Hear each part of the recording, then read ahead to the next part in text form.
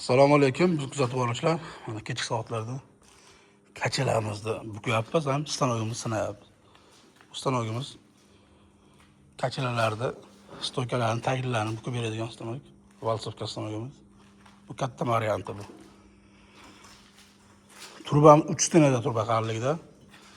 Rezban bitta razmerga qo'yib qo'yganmiz, bitta razmerda bukib chiqaradi, xudo xolasa. Turbamiz uzunligi 8 metr. Shuni bitta chiqarganda ikkita kalso chiqaradi. Bastik.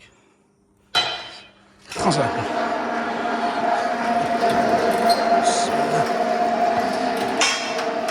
Ha, turbamiz qalinligi 3 tenkada.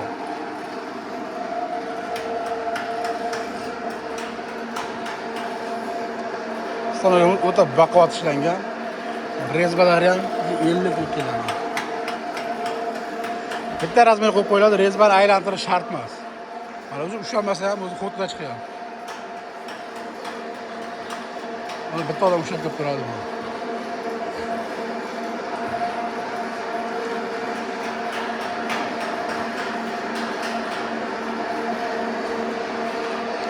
Shogirdlar charchagan.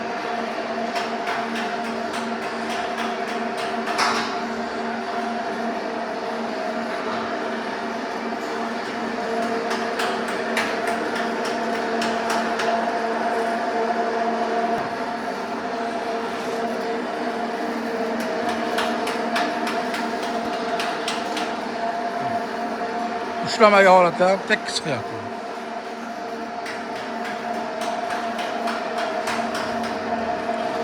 Bunda ham vaqtdan yutiladi, ham rasxod ekonom bo'ladi. Hozir qayerda ekonom bo'lishini tushuntiraman chiqqandan keyin.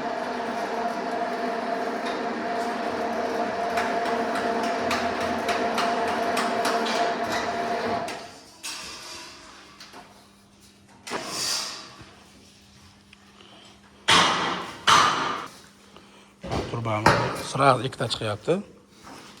Ikkalasi bitta razmerda. Mana bu joyida atxod buni yakka bukadigan bo'lsa, xuddi shu razmer 4.40 dan chiqardi, 4.45 dan, hozir 4 metrdan chiqyapti. Bu sababi ikka bukilgandan ha bitta chiqib ketadi, atxodi bir tomondan chiqib ketadi. Mana turbada atxod chiqmaydi. Shuning uchun 40 sm turba ekonom bo'ladi. Ham bitta vaqtda ikkita chiqadi, ham turba ekonom bo'ladi bunda. Agar 12 metrli turba bo'ladigan bo'lsa, Valsovkani bitta solinadi, sira 3 ta kalso qo'yib beradi. Atxod umuman chiqmaydi. Hozir bundan 2 metr kesib olganmiz, mana bularni. Bular 1 metrda o'rtasida kashayga ishlaydi. Umuman bez atxod.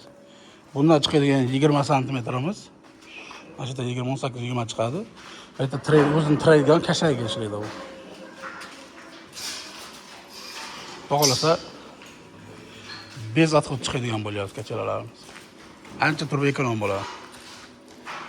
Kimga shunday stanolar kerak bo'lsa, aloqaga chiqarasizlar. Chot yig'ilib, sifatli qilib tayyorlab beramiz.